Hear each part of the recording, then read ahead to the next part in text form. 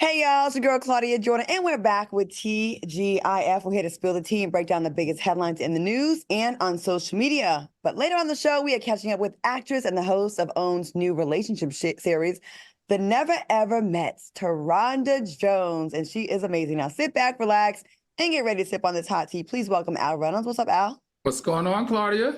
All right, we're gonna have a good show tonight, and please welcome Armand Wiggins. What's up, Armand? What's going on, everybody? How are you feeling? Very, very good. All right, how was y'all weekend? Let's get into it. How was your weekend? I had an incredible weekend. I didn't make it to Detroit, but I did make it to the daytime Emmys, as well as the Critics' Choice LGBTQ plus awards, which was just over the top fun. It was just a great job done by everyone. It was just an amazing. That was my first time doing that awards, and what an awards it was.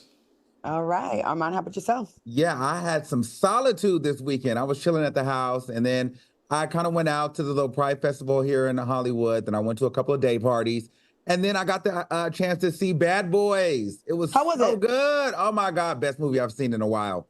Loved it. Yeah, I got to see that too. It was so good. Oh, I can't wait to talk about it.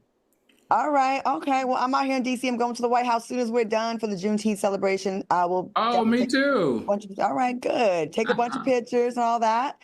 Over the weekend, hung out with my friends. I said I was going to chill. I did not. I went to the casino. I painted around my house, and I went to an opening of a new place in Dallas called Paparazzi at Superfly. So we just been kind of kicking it. It had people in town. So I had a lot of fun. So, all right. Enough of the fun. And now into the business. First of all, what are y'all drinking? Anybody drinking tonight? I'm doing cranberry juice. I'm doing vodka and Red Bull. I got a Sprite for now. Or y'all gonna be drunk at the White House. Oh no, not a good idea. Maybe. All right, let's get into these topics. This month, the month of June marks Men's Mental Health Awareness Month, which focuses on removing the shame from acknowledging and expressing your emotions. Fellas, what are some ways that you are detaching the stigma from men's mental health? Amon, what do you think? To be honest with you, not listening to what my parents used to say, my dad, like men don't cry, men don't go to counseling. Those are for clear people. So my thing is I'm being more in tune with myself and taking spiritual routes. I'm looking into therapy, and I'm just being more open about some of the traumas and things that I faced and not really bottling them up inside, because for me, when you do that, it just creates a lot of anxiety, and I don't like that. So now I'm more vocal about my feelings, and I'm not afraid to say, my feelings were hurt. And also I learned to apologize when I'm wrong. So I'm just being more accountable for myself and my feelings. That's a big one. Congrats. All right. Al, what about you? What are your thoughts on this? So for me, in order to detach the stigma, I'm just having more open and honest conversations. You know what I mean? I'm promoting discussions surrounding men and mental health. I'm trying to also be very vocal in the space myself, because I feel like more men, especially Black men, need to have these types of discussions instead of holding it all in. So for me, one of the things that I am trying to do, especially this month, is to promote open dialogue and create a safe space for men of color, especially Black men, to talk about their feelings mentally. All right. And feel good news. Congratulations are in order for Will Smith and Martin Lawrence, who topped box office earnings with a total of $56 million during the opening weekend of Bad Boys 4. Now, the movie earned $48.6 million internationally, which totaled earnings to $104.6 million. You guys both said you saw it. Are you guys excited for the success of the film? And you both said you saw it. So, Armand, what did you think? Absolutely. The best movie you've seen in a while, right? Yes, absolutely. Because I feel like we need another one. Like, it was so good. First of all, it was action-packed. I'm an action movie fiend, so I love a good action thriller, but it wasn't corny. And it was funny too. Like, Martin Lawrence is a genius with this comedy stuff. That man had the theater on its back, crying, laughing, but at the same time, like Will Smith and him together, you can tell have such a great chemistry on screen. It just was a phenomenal movie. I like how they introduced their sons as being action-packed heroes too. It was so dope. I loved it, and I will go see it again. It was amazing. I'm so happy for this. I'm glad to hear that, because, a lot of talk has been about Martin Lawrence and is he okay? And then he cleared the air and said, I'm fine, you guys. I did not have a stroke. So to hear that he was such a phenomenal part of this film. Oh, he was the star. Martin was the star for me. Okay. Al, do you agree? What'd you think? Oh man, it was a great movie, like Armand said, and both of them are stars, And at first I thought people may have, not had participated or supported as much because of the slap, but it doesn't appear to be that. I'm gonna tell you the thing I gotta be honest that I love the most about it is that the two black men in Hollywood have changed the trajectory of the summer 2024 movie box office pacings. This movie has actually brought back the numbers that the summer has been lacking. There's been a forecast that it was going to be a very down summer in the box office for movies, and these two have proved them wrong. And guess what? They're two black men that's proven the film industry wrong, and I think it's amazing to watch. Well, another black man that had something to say, speaking of Will Smith, Stephen A. Smith, recently shared his thoughts on Will's box office success and stated that Will Smith owes an explanation to the black community regarding the Chris Rock slap. Stephen said, but somewhere along the way, he has to sit down and talk to the black community.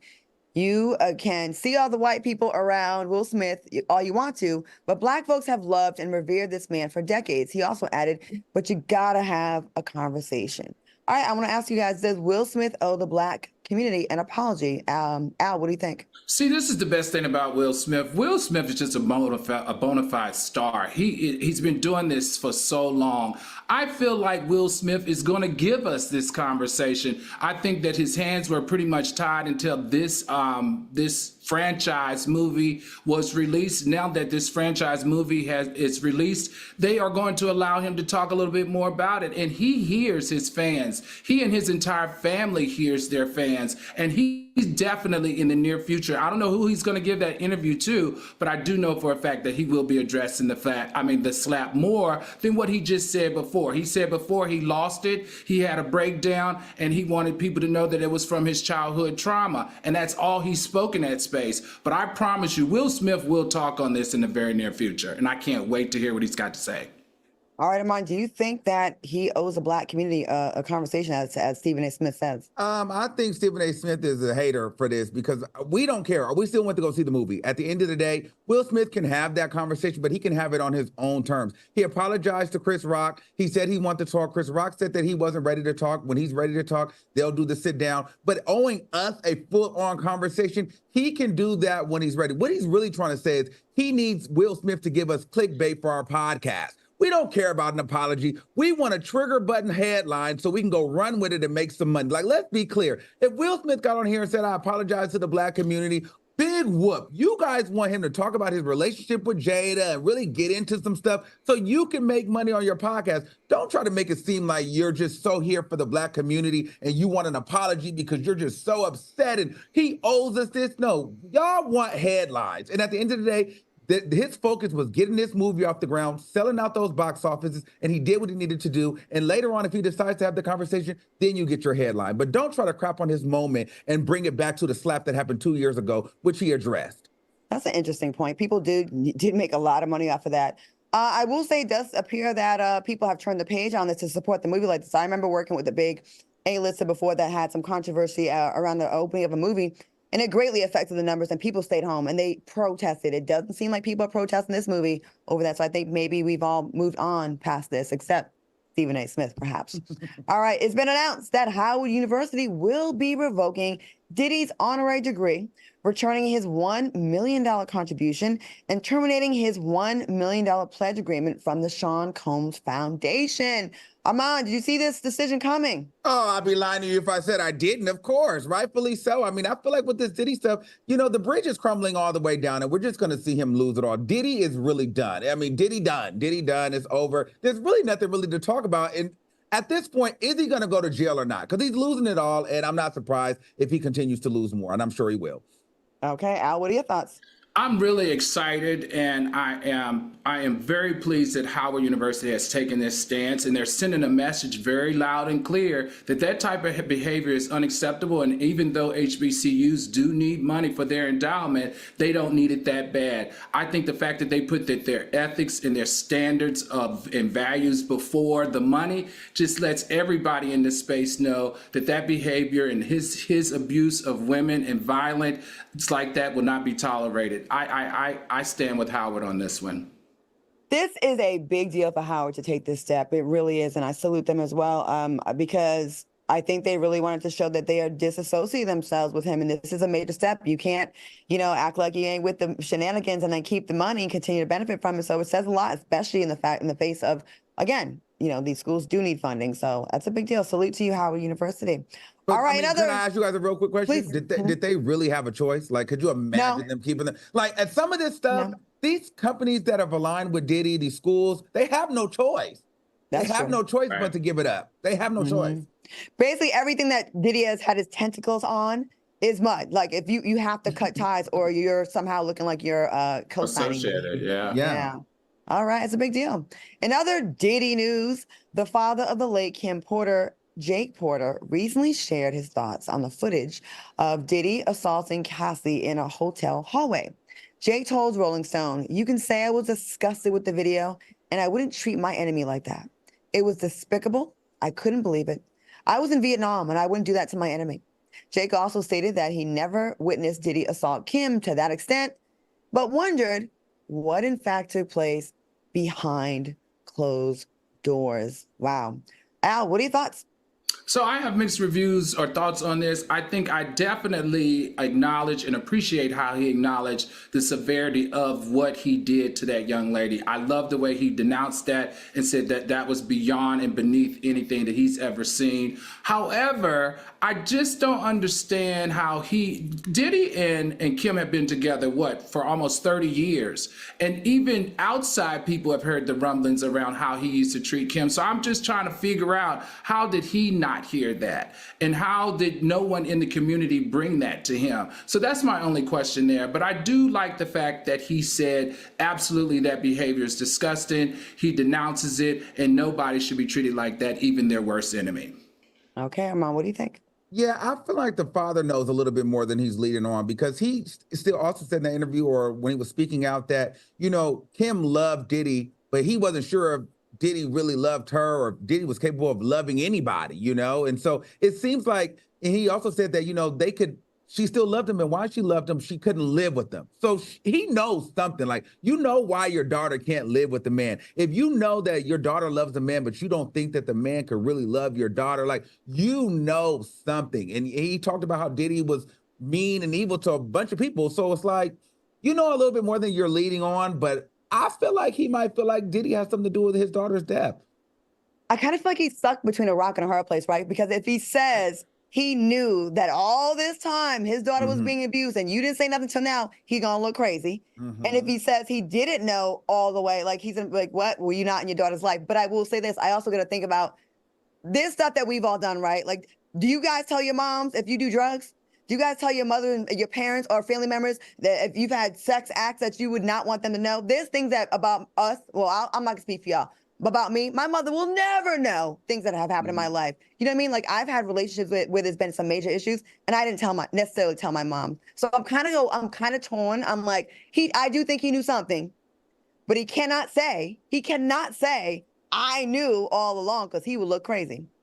Right? I just always feel like with a dad, you hear the rumblings in the streets, and especially his whether he has golfing buddies or card buddies, probably asked him, because Diddy is very high profile. Kim was that was a very high profile relationship. So I would just think that maybe if he heard rumblings, that maybe he would pull his daughter aside and just pull her coattail and say, "Hey, are you good?" Because a lot of people are talking to me about how sporadic his behavior is. That's what I was thinking when I was listening to the interview.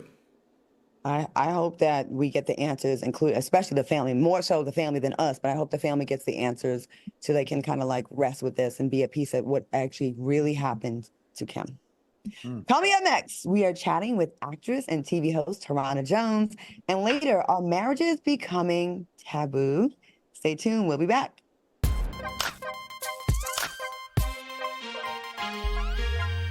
Freedom. It's at the core of who we are. The freedom to live without fear, to jog where we please, to wear a hoodie. The freedom to breathe. Before we celebrate the freedom most Americans have, we must fight for the freedom all Americans deserve. Because all lives can't matter until Black lives matter.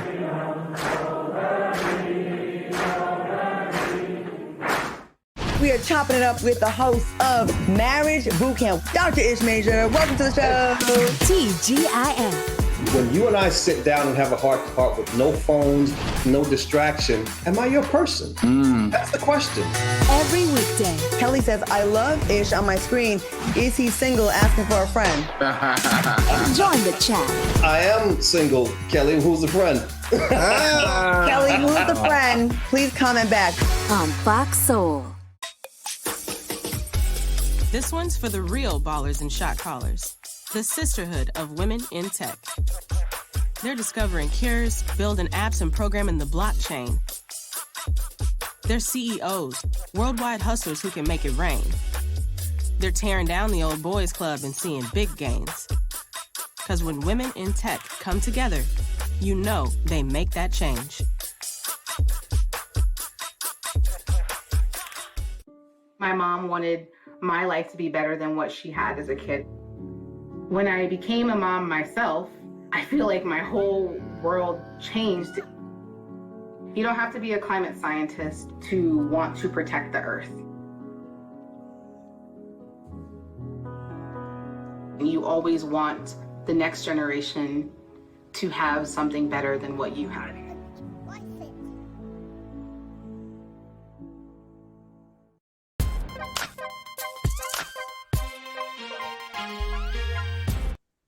All right, welcome back to TGIF. Tonight's guest captured our hearts in her groundbreaking role as Portia in the hit show Empire, and she's now bringing estranged lovers together in a new series called The Never Ever Mets. Let's take a look.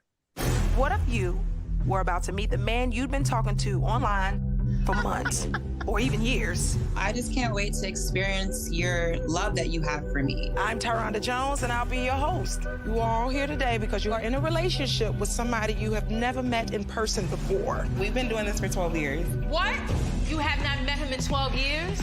Would they be everything you hoped for? I want to meet my husband. End up marrying, have children, have a family. Could it be love at first sight? Do I look real? Or would someone you don't recognize show up instead? Shut up. I don't even know who this person is. Is she catfishing me? You look at somebody's pictures and then it's just not the same in person. Amazing. That looks so good. Please welcome Tyranda Jones. Tyranda, how you feeling tonight? What's up? Amazing. How y'all? Good. This looks good, girl. I'm feeling like I like this. This is about time someone did this because there's a lot of catfish out in this world. Yeah. Okay. Now, before we dive into the show, we are celebrating Black Music Month here on TGIF. So I want to ask you, what female hip hop artists do you look up to if you have one? Oh, boy, a plethora. These are the women who inspire me musically, but who I've been listening to recently has been Rhapsody. Her new album, amazing. It's like therapy on vinyl. It's so good. But I love Missy Elliott, Lauryn Hill, MC Light. I studied under her. I mastered her voice and everything. So those are the women who inspire me musically. Lil' Kim. You know, I'm from that era. I like hip hop. That all behind you was all women that you said inspired you in music, right? Inspired me musically, from the Aretha Franklins to the Sade's, to the Gladys Knights, to the Rhapsodies, to the Lil' Kims, the Erykah Badu's. It's not just rap. It's not hip hop. It's soul. It's rock. I got Tina Turner, Rihanna, all the who's. Everybody's favorite. But I'm real eclectic old soul. We love that. Yeah. and listen, speaking of music, we can't sleep on your music, okay? Your level of talent when it comes to your flow. How do you see yourself making space for your music in today's climate of hip hop? Well, I think I like to call myself the truth teller, right? And just making sure I'm always striding in my truth. We live in a world where everybody want to reveal everything about everybody. You can't tell me nothing about Tyranda because I already said it, I already done it, okay? My music is just truth. It's speaking my truth. If you've ever really listened to my music, it's always uplifting and empowering. You know what, Tyranda, you talk about your truth with your music, but let's talk about this. You are an amazing actress who played the role of Portia in the hit series Empire for 5 seasons. Tell us about your experience. Six. Sorry. Don't want to rob you of none of those seasons. Tell us about that experience, though, getting adjusted back to the audition life post-Empire. Oh my goodness. First of all, Empire was my very first role. I never thought about getting into acting. Acting found me. I was a butcher. And I was also an assistant director at a shoe store, and I was also assistant director of nutritional services at a nursing home cooking for the old folks. So my background was food and styling. Had nothing to do with acting. It had nothing to do with acting. I was cutting meat for 6 years, and I remember my brother calling me in the middle of the night because I've been doing music forever. And I remember our engineer called my brother and said, "Hey, Terrence Howard is looking for female rappers in their 20s. You might want to pass this number along to your sister. I think this would be a great opportunity." Ended up calling the number. Didn't even know I was going in for a show. I thought I was going to rap for Terrence Howard. Went in, auditioned. I originally auditioned for the youngest son's love interest, which is Saraya, whose character name was Tiana. I originally tried out for her, and they said, "You know what? We got something else in mind. Come back." And that's when they sent me the Portia role, and I just showed up as my authentic self. And I think they thought I was in character, but really I was being myself. Wow, I had no idea. Like that is amazing. That's my story. So you weren't in Hollywood before this? You weren't in Hollywood before that role? No, I was in the Hollywood. Yes. That's amazing. That's like a Cinderella story for real. It really is. It is my son. I've never flew on a plane before Empire. I never left my city before Empire. I didn't even have a driver's license before Empire. I knew nothing but working home. I was literally a product of my environment. Oh, wow. I'm inspired. I'm inspired. Sorry, I'm inspired. No, for real. Like we just see, we see the finished product, right? We see where you land. And then you landed your very first role on the hit. Like that was the #1 show for a minute. Like y'all was doing crazy numbers, like crazy numbers. And that's your first. Are you kind of spoiled now? I would feel like, I mean, if it ain't a #1 hit show, I don't know if I'm ready for it, I am, but I'm not. Okay. I always tell people, because I'm a very spiritual woman, I always tell people, what's for you, it won't miss you. That was that role for me, right? I was only guaranteed 3 episodes that first season. 3, that's it. But because I did not know how to read a script, I didn't know nothing about what a call sheet looks like. I didn't know any of these things. Thank God for my good sis, Gabrielle Sidibe, who has been a great mentor to me throughout the whole process. Like, no, this is what this means. This is what this looks like. This is how you do this. This is how you read the script. I didn't know how to really break down, scripts. I was just so used to memorizing my lines.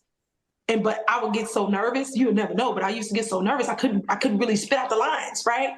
So I knew what that scene was about.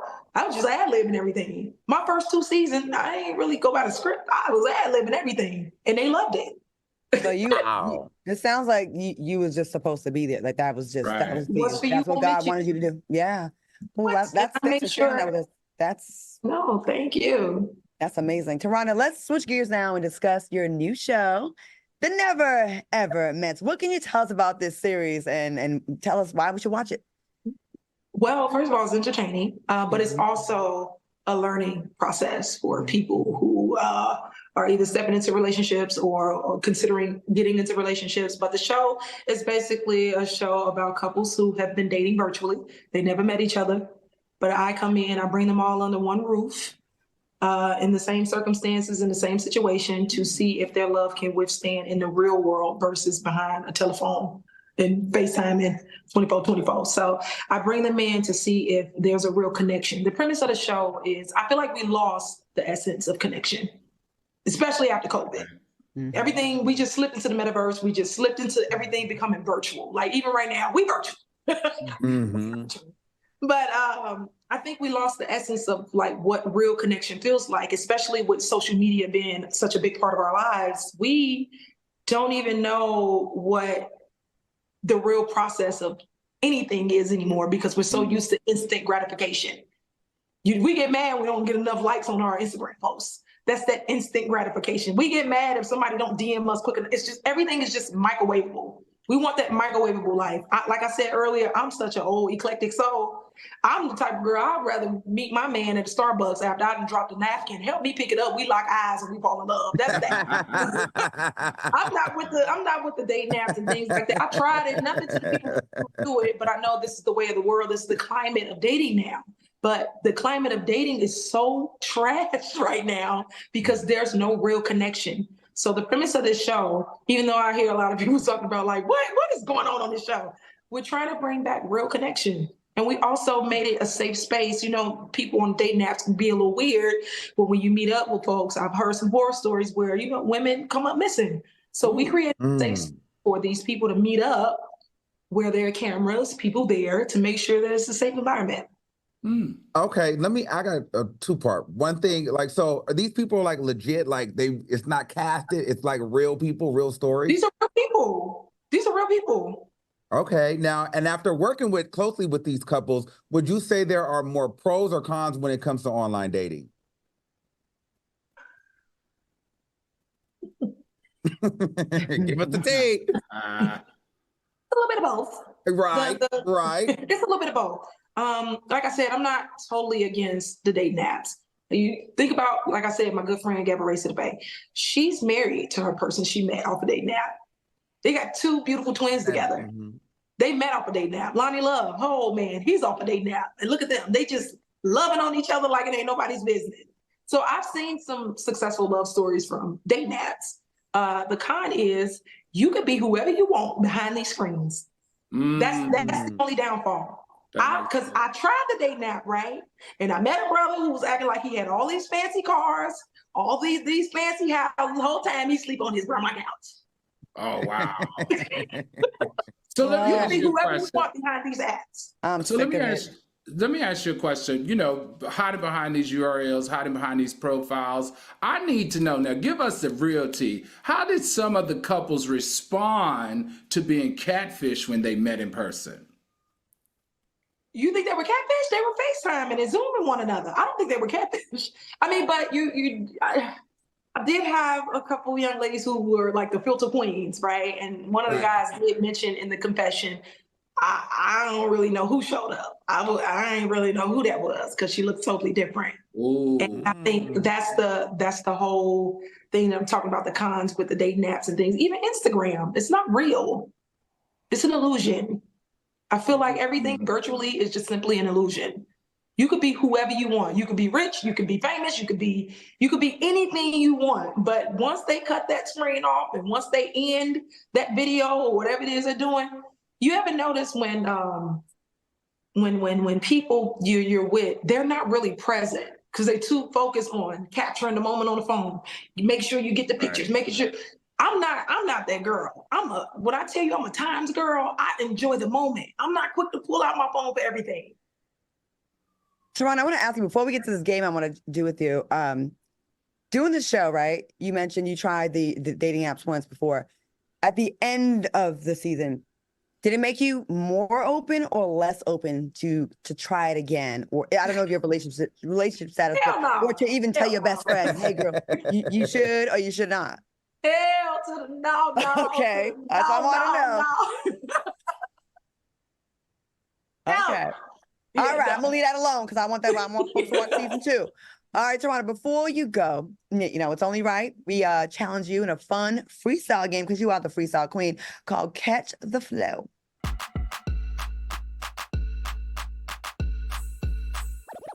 All right now? All right, Taronda, the rules are quite simple. Now, 4 random words will appear on the screen, and you got to keep freestyling until the next word appears. I know this is like we putting you on the spot and everything, but do you think you can nail this challenge? I mean, yeah. I mean, if you went from chopping meat to making bread and being on #1 show overnight, you can do that. You got this. You got it. All right, let's hit the track. Let's hit the track. Sharonda, first word is hip hop. I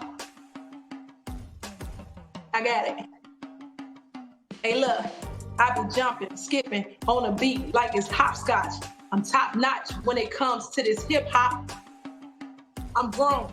I wear heels and all these little girls wear these flip flops. Hey. All right, I see the LOVE. That's me. I exude in it. I get it from above. I exude in self-love. Hey. Yeah. Can't nobody, Ooh, black. Let's get it. Black. I say, black this, black that, black when, black how, black then, black now, black fist, black power. Yeah. Like I said earlier, I exude in that self-love. I get it from the Most High above. I can't do it without no help. And I know I can't do it by myself. I'm with Claudia, Al, on TGIF. Yeah, on TGIF. Okay. Yeah, on TGIF. That was so much fun. I didn't see my other brother on the screen. Where did I was looking for? There you go. In your defense, he's new. He's our latest member to the team. He just joined the show. His name is Armand. And actually, Armand raps too. You gotta check out his stuff. Hey, I can't rap. No, Armand's good. I actually saw some of your stuff. So yeah. All right, Taronda, what can we expect from you next, Queen? You are so busy. You booked and everybody. I mean, you're talented. So what can we expect from you next? Thank you. So I'm directing music videos now. I am Madame Director. I am directing music videos. I've been working on my own personal projects, and me and Rhymefest. I don't know if you guys are familiar with Rhymefest. Rhymefest is the one who wrote for Kanye. He's also a Grammy Award winner, Chicago native. Him and I are working on something new. I'm super excited to present that to the world. I also got some new music coming out, and I'm also working on a project that I can't talk about right now, but it's coming. It's coming. Well, I expect to see you all over the place because, we follow each other on social media. Your energy is just as bomb. Like, you have just great energy. Like, you are just going to be destined to be, you're just going to be great at whatever you do because you just have that good, I don't know. People want to rock with you. I want to see what you got to do. I want to watch you. I want to see you. I want to hear you. Like, you're just dope. Thank you, sis. And so are you. I see you too. And I love you being an advocate for us. You know what I mean? You know what? I feel you. I really do. I got y'all forever. Even if I'm dead wrong, if we wrong, I got us. Okay? I got us. And people know that about me. All right. Make sure you guys check out the Never Ever Mets on OWN. That's every Friday night at 8 p.m. Eastern, 5 p.m. Pacific. Make sure you check out, support, and follow this talented sister. She deserves all the flowers and all of our love. We appreciate you. Yeah. Thank you. Thank you for coming. I'm so inspired. This is great. Pleasure to meet you. Absolutely. All right. Coming up next, Black couples are in a crisis, and later Naomi Campbell gets candid about surrogacy. Keep it locked. We'll be right back.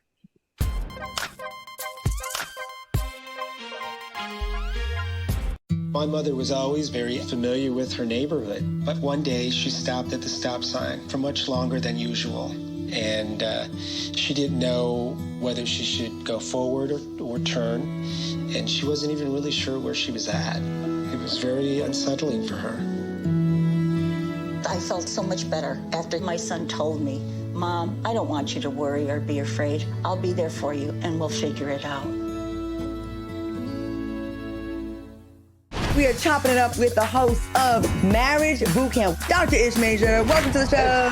TGIF. When you and I sit down and have a heart-to-heart with no phones, no distraction, am I your person? That's the question. Every weekday. Kelly says, I love Ish on my screen. Is he single, asking for a friend? Join the chat. I am single, Kelly. Who's the friend? Kelly, who's the friend? Please comment back. On Fox Soul. This one's for the real ballers and shot callers, the sisterhood of women in tech. They're discovering cures, building apps, and programming the blockchain. They're CEOs, worldwide hustlers who can make it rain. They're tearing down the old boys club and seeing big gains. Because when women in tech come together, you know they make that change.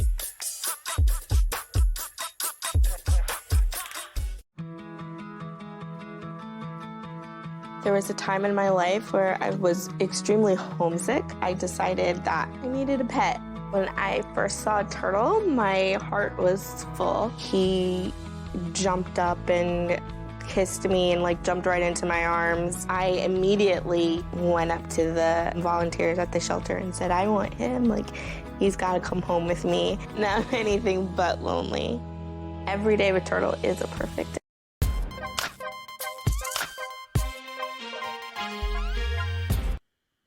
Welcome back to TGIF. All right, y'all, listen, you don't have to bother people for money when you got things like earnings. So we're going to get into how we can make your life a little bit easier. Now, life doesn't happen bi-weekly, so why should your payday? The money you earn can be in your hand today with Earnin. Now, Earnin is an app that gives you access to your pay as you work, up to $100 per day, up to $750 per pay period.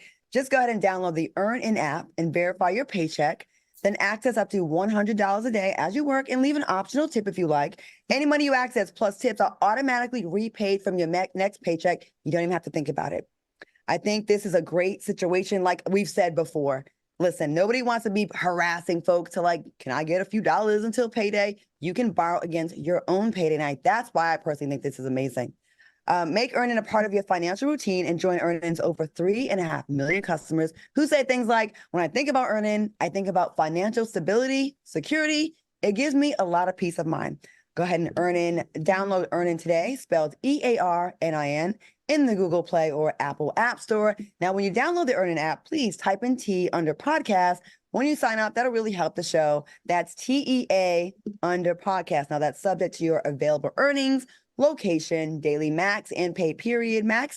See earnin.com/TOS for details.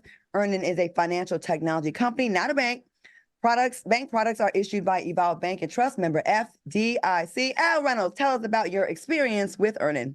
Hey, I think EarnIn is I just think it is just fiscally responsible way to help you get through a sticky moment, especially like when you got to get a friend a birthday gift or an unexpected vet bill or even an unexpected car problem that you had that you need money. You can borrow against your paycheck. It's easy, it's convenient, and guess what? Right after you borrow it, when you get your paycheck, it pays it back. So for me, EarnIn is a thumbs up, and it's a great solution to a lot of people's financial problems. All right, cool. Armand, let's bring you in on this. What do you think about the EarnIn app? I love it. I love the idea of it. And I think I would actually probably use it for one of my upcoming trips. You know, if I ever needed it, it's a good way for trips. And it's a good thing I can refer to my friends, you know, that may ask me for some money and they want to pay me back on their payday. I'll just, you know, refer them to EarnIn. They don't have to pay me back. It'll automatically come out of their account on payday. So I think EarnIn also can keep relationships healthy because people don't have to borrow money from their friends or family. They can borrow from themselves. Yes, and people can stop DMing complete strangers and asking for money. You can just go ahead and download EarnIn. Proposal considerations furnished by EarnIn. All right, let's get back into some more topics. All right, y'all, according to Spiritual Word, Black couples are facing the highest divorce rates in the United States this year at a record-breaking 30.8%. Latino couples are second at 18.5%, and white couples are at 15.1%. Are you guys surprised? Al, what do you think? Oh, absolutely not. Listen, it's real out here. Like, first of all, just think about what we as Black people have to put up with. You know, we're always stressed about money because we're not allowed to make the same amount of money as our cohorts. And so that can cause stress in any relationship and in any marriage to the point where you're like, you know, how do we overcome this in divorce? Also, just think about it. A lot of our Black young men are being incarcerated at higher rates than ever before. And it's hard for the woman who's married to that man to hold down that incarcerated person for the 10 or 15 years that they're being convicted of. That also causes divorce. And lastly, just systemically being a part of this racist society that we live in, that causes stress on us as Black people before us providing ourselves with housing, medical care, as well as education. All of these are reasons why our families are more heavily entrenched in drama and trauma and division because of all of these, which leads to what? To the divorce court. Okay, thanks for that. Armand, what do you think? Yeah, I just think simply like a lot of us don't have enough examples of successful relationships, you know, in our own household to look up to. I don't think that we've dealt with a lot of the trauma that comes with us as Black people, whether you're man or woman, and we don't have a lot of examples, you know, and we don't have the financial stability. So I just think that we're constantly going through these battles and we're getting in these relationships, but it's a bunch of broken people getting together and not working out in the long time because we're trauma bonding, and usually that doesn't end well. And so I think a lot of Black people get into these relationships over trauma and they don't realize it. And then until it's like, I don't like you. You're not really what I was looking for, or this is not what I want in my life. Because I feel like the older you get, you start to realize like, well, you know what? Hey, I can be a different version of what the church told me I could be or what my parents thought, because maybe they didn't understand it. And so I think that a lot of people now are at this space where they're opening up their mind and being more susceptible to different ways of thinking. And with that, it's causing, traditional situations not to be the same anymore. And people are splitting up.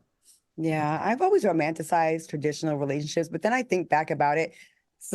Maybe on the outside things look romantic because they were putting up a front. Like a lot of women stay with their men, like, oh, they don't make women like they used to. They used to stay in the house and cook and clean. Well, they weren't getting hired, or they couldn't apply for a loan without a man's permission, or they couldn't get credit cards. There was a lot of stuff that was making people have to stay in toxic relationships when they weren't, happy. They were getting beat and they were kind of just dealing with it. I think a lot of women, especially Black women, are doing really, really well now, and they don't have to put up with subpar treatment. And I think with men, I think there's so many options now, especially with heterosexual men. When it comes to women, there's like, what's like 15-1? It's like some crazy, don't quote me on that stat. I just made that up. But the ratio is in their favor to not just pick one. And if you're a selfish person, or if you don't really value like a one-on-one relationship, or you just want to have fun, like that's not necessarily selfish, or you say, I just want to have fun, you can have variety every single day and not really run out of options. So I just think there's a lot of things. And I can't ignore, people say music doesn't really influence. I absolutely disagree with that. There's music that you can play when you're sleeping, like subliminal messages that can kind of program your brain to kind of like be more of a go-getter, or like kind of like hypnotize yourself, right? I just feel like when you hear these same messages like F these hoes and love is whack, like it's kind of like we get a lot of this messaging, even in R&B songs now, it's really just about sex. I rarely hear about love anymore. And like you said, Armand, and like y'all both said, we don't really see a lot of examples. I loved when the Obamas went off, is not just put all the pressure on them, but we got to see a Black family with no scandal together. And we never saw any toxicity from what we saw. We never saw any of that. And I thought that, I did remember during that time, marriage rates amongst Blacks did go up. They were inspired by that. We need to see more of that. And then let me just add this. I think anything you want or desire is literally a click away. Like you can go on your Instagram page and your Explore page and there's nothing but meat. Whatever you want to see, baby. And you just shoot your shot in the DM. And if it bites back, well, there goes your wife. There goes your relationship. You know what I mean? So everything is so accessible now with social media. You don't even need a dating app. All you need is an Instagram and you can make something shake. And there's too many married men in the single dating pool. I repeat, get your behinds, your married butts. You know who you are. Too many of y'all married asses in our dating pool. I'm sick of it. All my friends everyone's constantly getting hit on by married men and they want to do everything. Get out of here with that. And then social media makes it easy for you because now they got like disappearing messages and swipe ups. It's all kind of like ways for you to set up to cheat. Leave us alone. I'm sick of it. All right, keep it locked because coming up next, Naomi Campbell advocates for single mothers. For single mothers. And later, Megan Thee Stallion addresses the alleged sex tape. We're going to get into that. Don't go anywhere. We'll be right back. Hit that like button.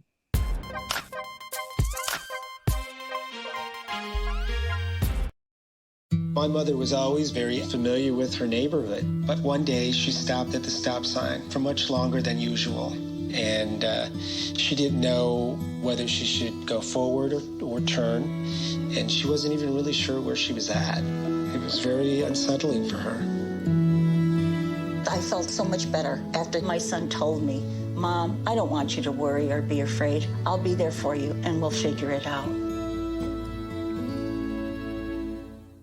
We are chopping it up with the host of Marriage Bootcamp, Dr. Ish Major. Welcome to the show. TGIF. When you and I sit down and have a heart-to-heart with no phones, no distraction, am I your person? That's the question.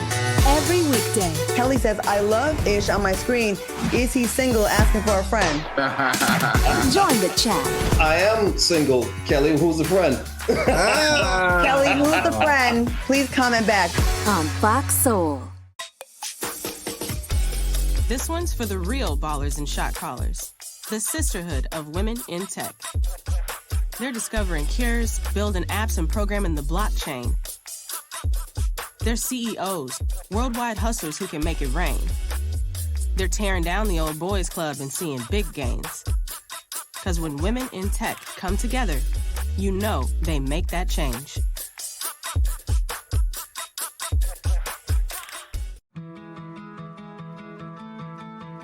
There was a time in my life where I was extremely homesick. I decided that I needed a pet. When I first saw a turtle, my heart was full. He jumped up and kissed me and jumped right into my arms. I immediately went up to the volunteers at the shelter and said, I want him.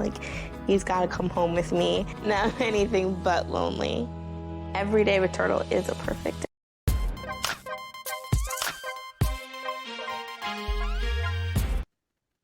All right, welcome back to the show. Naomi Campbell confirmed that she welcomed both of her children via surrogate after becoming a mother for the first time in 2021 at the age of 50, followed by the birth of her son in 2023. Now, the supermodel also revealed that she was never looking for a father for her kids and that she's happy being a single mother of a single mom.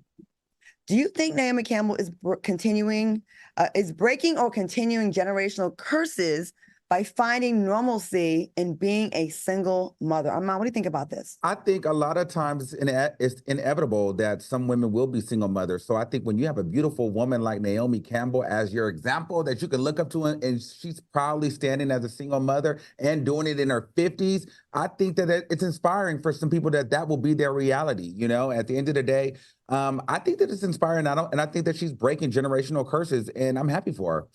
All right. Al, what are your thoughts on this? I'm on the fence on this one because Naomi Campbell is a supermodel, top paid supermodel. She makes tons and tons and tons of money. So she has the resources to really tackle this single mother hood in a different way, right? And I hear that she could motivate people to be strong while being single mothers, but I don't want her to make this a normalcy, right? Because I think every household deserves to have a father figure. And I think we should not be empowering people to believe that they can do it at the same way and with the same convenience that Naomi Campbell can. But I love the fact that she's a mother. She's done it all. She's been a lot for our culture, and she's overcome so much in fashion. And I like the fact that she's becoming a mother, but I don't like the fact that she's making it, giving people confidence to be single mothers. Now, if you're already a single mother and she gives you confidence, that's great. But I think there needs to be a father figure in your home.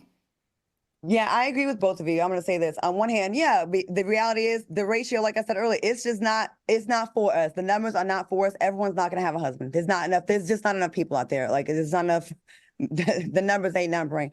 So I get it, but there is a huge difference between, I'm sure, the reality that Naomi's single mother had with being a multi-millionaire single mother. It's different because you're not really a single mom in the same aspect of struggling, having no help.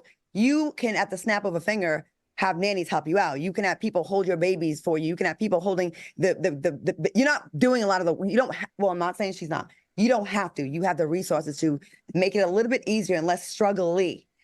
So on one hand, okay, for the ones that decide, you know what, I'm gonna be like Naomi. I don't need to wait for the husband. I want to go ahead, get a sperm donor or whatever. I don't want to miss out motherhood because I have a partner. That's one thing. But I agree with you, Al. I don't want to be like, yay, everyone be a single mom. It's so fantastic. Unless you have Naomi Campbell money, it's gonna be a whole different reality with your single momness. And if I did it right, well, I'll be okay. But now I won't be like Naomi Campbell. My kids would not be in Cannes and Nice and all that for their second birthday, but Naomi's kids will be, and she keeps a billionaire around her. What are we gonna say, Armand? I can tell you.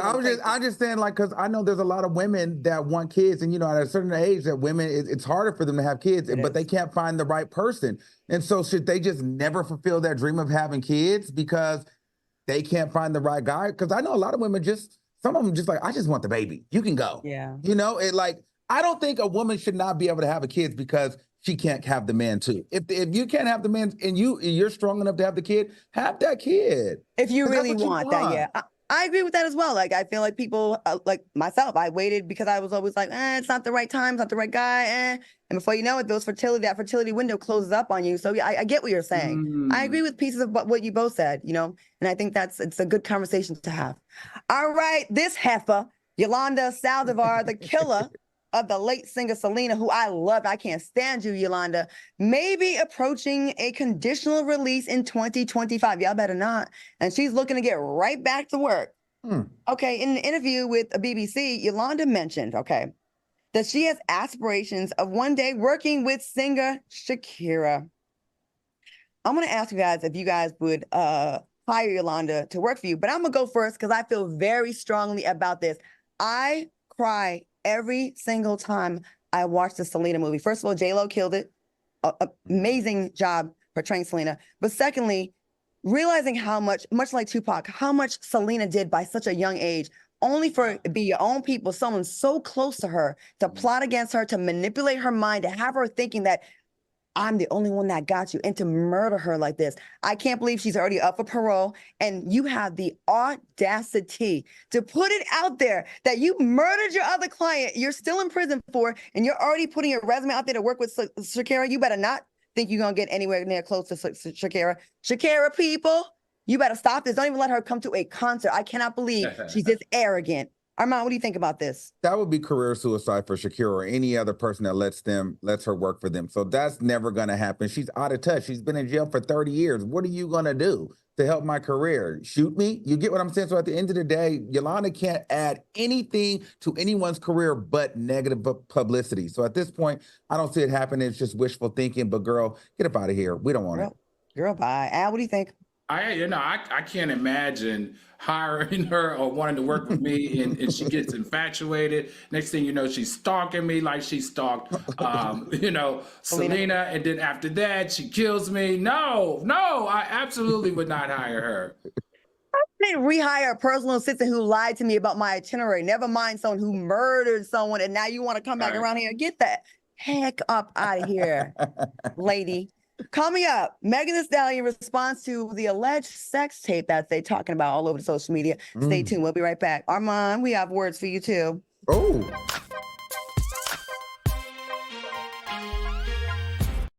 Freedom. It's at the core of who we are. The freedom to live without fear, to jog where we please, to wear a hoodie. The freedom to breathe. Before we celebrate the freedom most Americans have, we must fight for the freedom all Americans deserve. Because all lives can't matter until Black lives matter.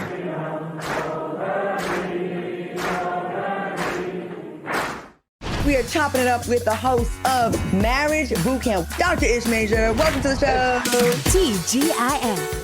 When you and I sit down and have a heart-to-heart with no phones, no distraction, am I your person? That's the question. Every weekday. Kelly says, I love Ish on my screen. Is he single, asking for a friend? Join the chat. I am single, Kelly. Who's the friend? Kelly, who's the friend? Please comment back. On Fox Soul. This one's for the real ballers and shot callers. The sisterhood of women in tech. They're discovering cures, building apps, and programming the blockchain. They're CEOs, worldwide hustlers who can make it rain. They're tearing down the old boys club and seeing big gains. Because when women in tech come together, you know they make that change. My mom wanted my life to be better than what she had as a kid.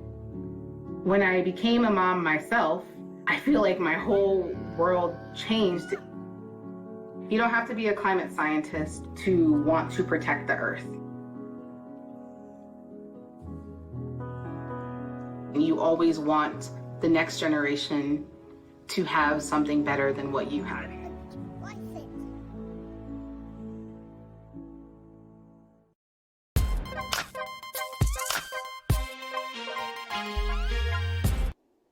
Welcome back to TGIF. All right, y'all. Megan Thee Stallion is tired of the bullying on social media after an alleged sex tape started surfacing on social media. Megan wrote, "It's really sick how y'all go out of your way to hurt me when you see me winning. Y'all going too far. Fake bleep. Just know today was your last day playing with me, and I mean that." Now, what advice would you give to Megan when it comes to ignoring the trolls? And Armand, I alluded to you because you had that huge interview with Jaguar, right? And then she got arrested like the next day. And Jaguar had brought up about a tape, and then all of a sudden it's out there. So you was all up in these Twitter streets this weekend. What do you think about this? What advice would you give her about dealing with the trolls? Yeah, so we did do the interview with Jaguar right now. The sex tape that Jaguar Wright said she saw a sex tape between Nicki Minaj and Megan Thee Stallion. I've not seen it. I don't know if that's true or not. Now, That's a different tape than this story. Yes. So I think that the internet started digging for a tape. Now, they're saying that it was Photoshop and AI. I saw a piece of the tape. I don't know. They said the head wasn't really right. They placed the head on the person. But at the end of the day, I just think that Megan Thee Stallion addressed it. That's what gave it legs, because we know Megan Thee Stallion doesn't really address things. So the fact that she addressed it made people believe, well, there is some truth to it. But I personally think that when you have a sex tape allegation on you like that, especially with the kind of history that Megan Thee Stallion has, being, sexual, she needed to get in front of that, because it's tarnishing, that could kind of tarnish her brand. And so I think for Meg, she did what she needed to do. Let people know, hey, I don't care if you guys talk about me, you can trash me, but you're not about to put no sex tape out on me or put revenge porn, because I will take you to court and I will have it taken down. That sex tape has been taken off of every platform at this point, and she needs to let people know, I'm not a joke and don't play with me. Just because I'm a celebrity doesn't mean that you're going to get away with any and everything. So I stand with her for that. All right. Okay, Al, what are your thoughts on this? Well, the best part about this is everyone knows that this is her Achilles heel, right? This is something that they've been talking about, leaning into, and it hurts her feelings. I like the fact that she's pushing back and she's standing up for herself, and she's saying, look, you guys are trying it. It's not working. And if you do anything illegal, I'm going to come after you. I definitely support her in that empowering purpose right there. I'm glad. I don't know why Megan gets a lot of the negativity she gets. I mean, people have their opinions, but I like her, and I feel like I don't know if it's because she's like a more statuesque, brown-skinned woman. I hate to just play into that narrative out there, but I don't know what it is. But she seems strong, so people think she deserves no empathy, no sympathy. Like, she can take it. No, she's still a woman. She's still an artist. She's still someone that has feelings. And I'm all for going after people that put revenge porn. I think that is so tacky and so whack if it is true. First of all, if it's true, once upon a time, you had some trust with this person that's in the tape with you, if it is true. You know what I mean? Like, imagine if we did that to people that once we said, I love you, or you know what I mean? I think that's such a whack betrayal. And that's going to make people close up in the long run. So good for her. Send those letters out, Meg, and shut it down when it comes out. And that's for people I like and don't like. I just don't think that's cool at all. I don't think we should be spreading it either. I don't. Unless it's in our group chat, then it's okay. Okay. All right. A DoorDasher calls a customer the unthinkable while delivering his food. It was so. Just take a look. Take a look.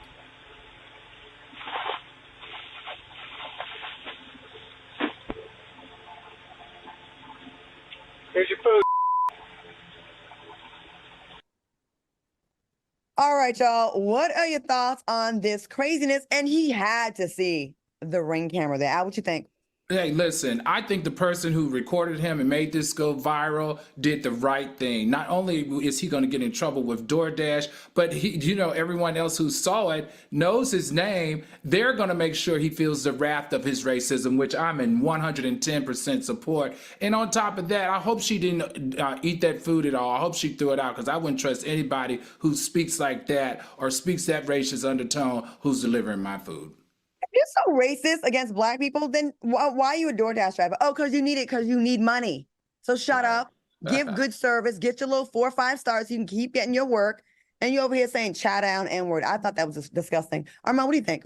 Yeah, to me, it's just like, what was the reason? Like, why are you so angry? Like, what did this person do to you other than be Black and order some DoorDash? Right. Like, you get what I'm saying? And that made you say the N-word? Like, I don't get it. Like, I just want to understand why people like this, what's the reason? What did Black people do to you? So for me, I don't understand that. And then 2, I definitely wouldn't eat their food at all. Definitely not. No. People like that they're not happy with their own life choices. So, I mean, it's not that Black person's fault that you're not happy in your life. All right, real quick. Will Smith and Martin Lawrence were disgusted by the Kelsey brothers' hygiene habits during a recent episode of the 7 p.m. in Brooklyn podcast. Now, Travis shared that he doesn't wash his feet unless he notices they are dirty. Martin replied to his antics and said, bleep out of here, wash your feet, nasty bleep, getting into the bed with those nasty feet. Do you guys agree with Martin? And do you wash every part of your body, or you just let the soap run down? We only have a few seconds. Al, what do you think? Soap run down and wipe down my feet. I have never actively scrubbed my feet.